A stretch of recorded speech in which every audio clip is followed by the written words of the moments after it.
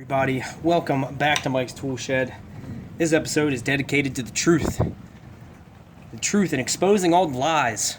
All the lies that you've been told every time you walk into a Home Depot or Lowe's. Thanks to this vast, infinite sharing of knowledge we have here on the internet, we know everything. We know the truth about everything. The moon landing never happened. Bush did 9/11.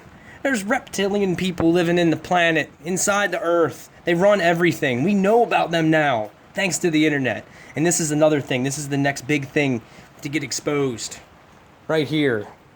5 peak horsepower. This fucking number has been bugging the shit out of me pretty much the entire time I've been an electrician. Because I know electrical calculations related to motors. And this number doesn't make any fucking sense at all. And I have a little bit of insight for you.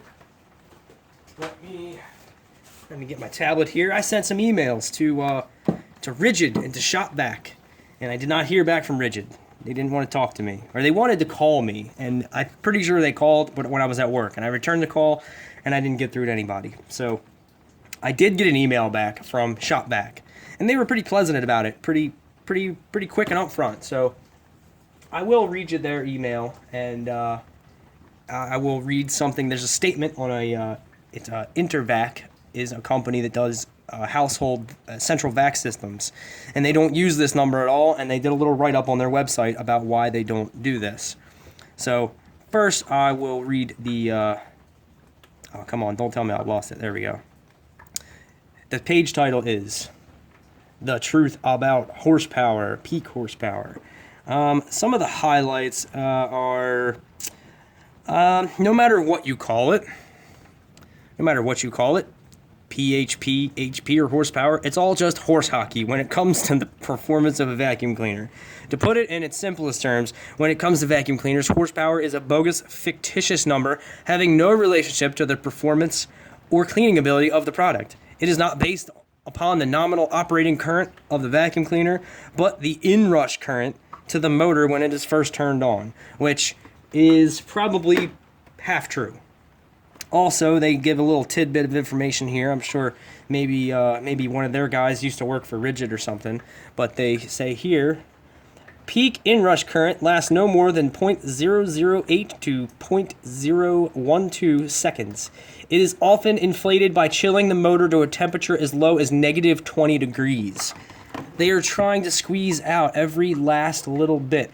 And if it says peak 5 horsepower, they could probably, I don't know the legality of false advertising, but they could probably, if they could pull 4.55 horsepower out of some crazy convoluted setup, then they get to say it's 5. They get to round up in that case.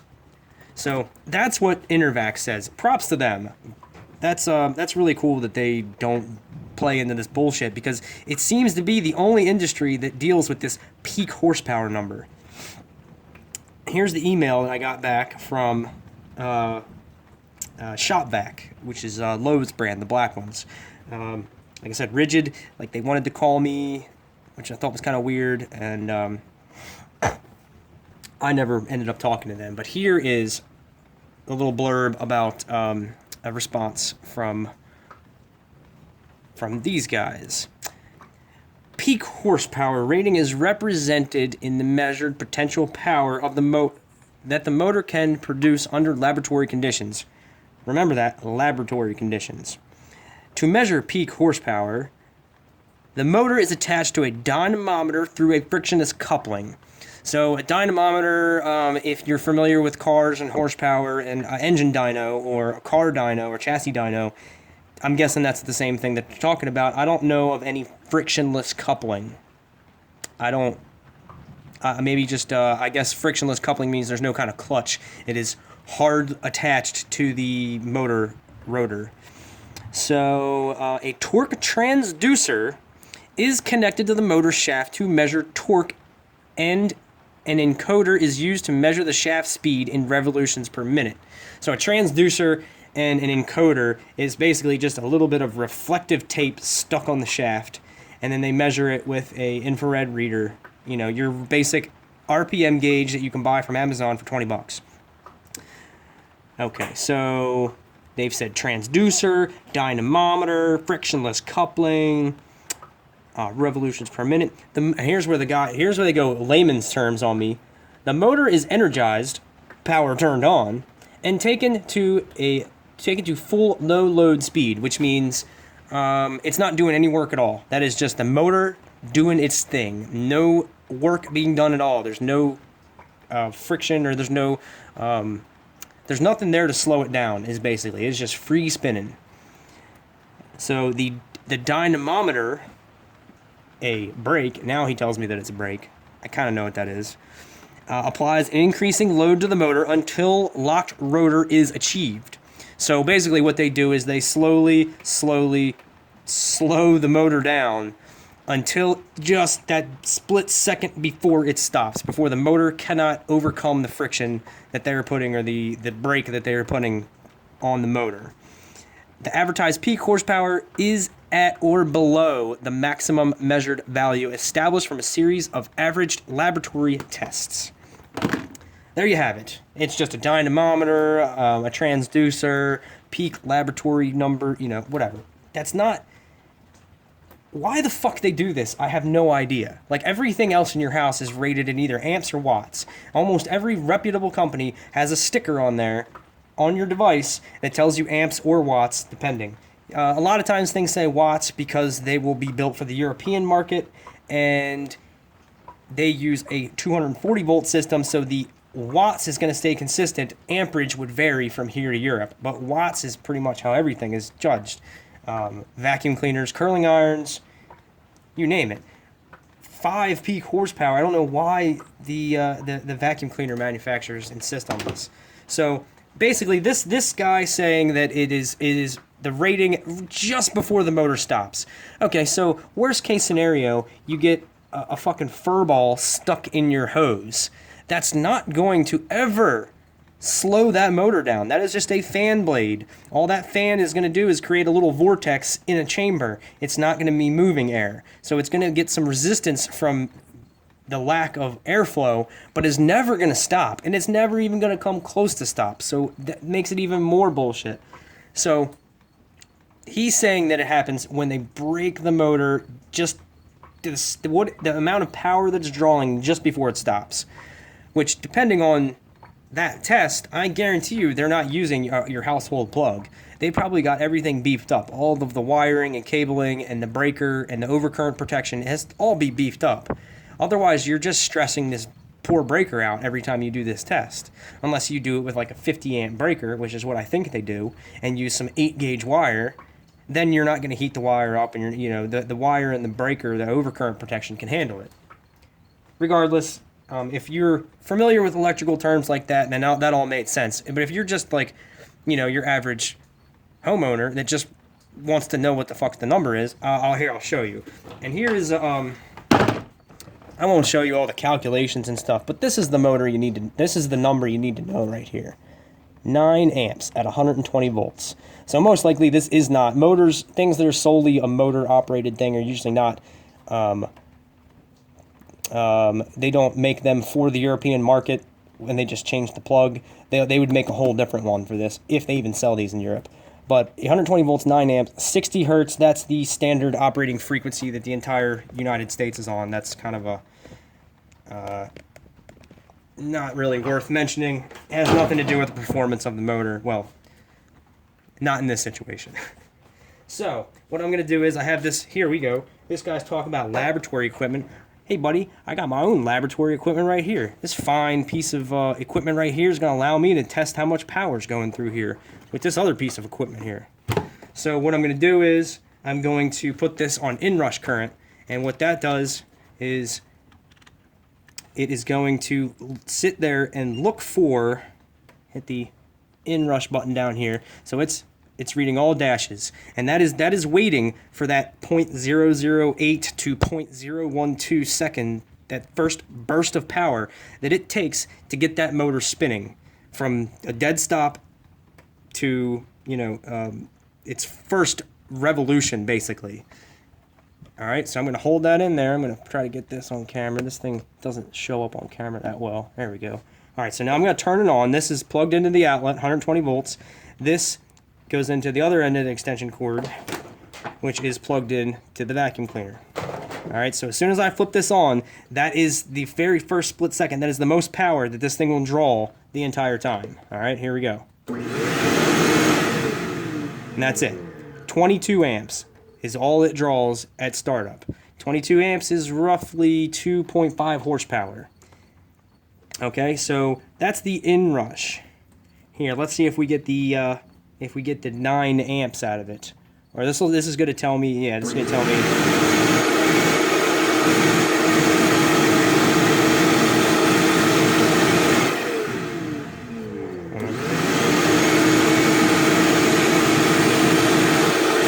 There we go.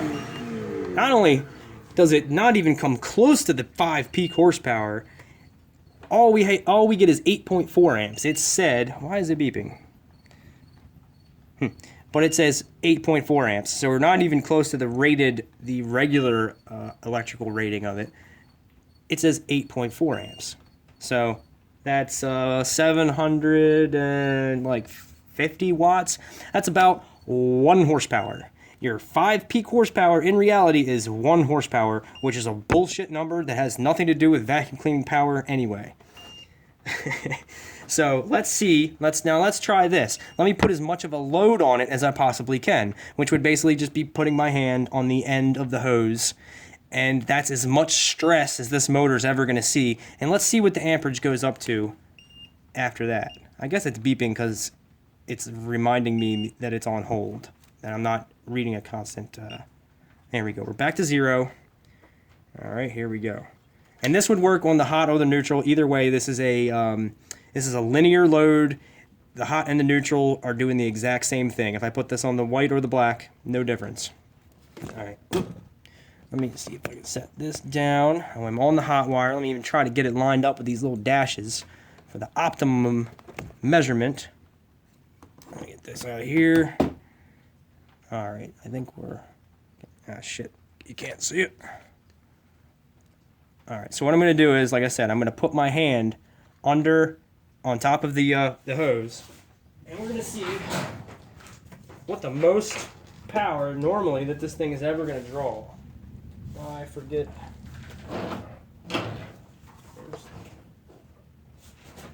Alright. Plugging the hose in.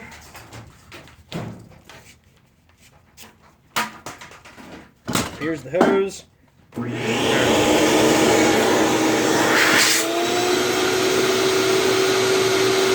Wow. It went down. I blocked the air supply off and the amperage went down. Now that was actually on blow. I meant to do it on suck. So let's just try that. I imagine the same thing's going to happen because I'm restricting the airflow. Actually gets less powerful as you block it off.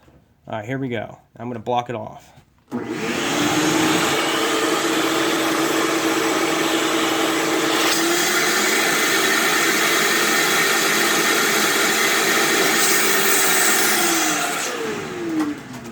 Well, you saw it there. It went from about 8.2, 8.3 down to like 6.4.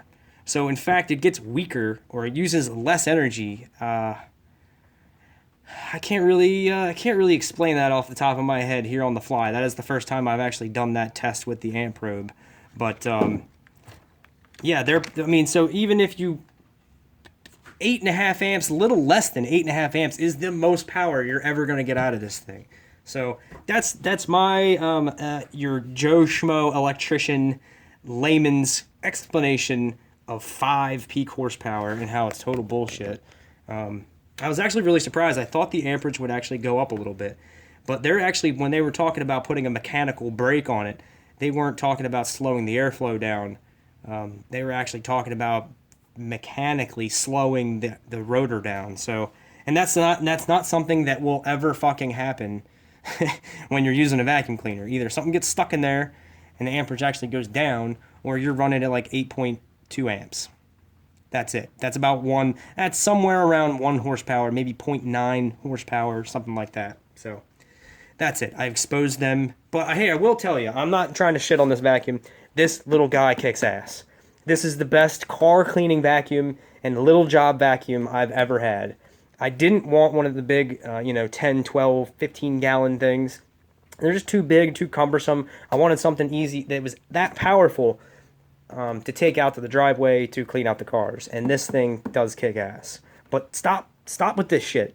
You don't need to do that. You're not fooling. I mean, yeah, you're fooling some people. There's some guy out there that's like, well, my lawnmower's 5 horsepower. That's pretty damn powerful there, I guess then.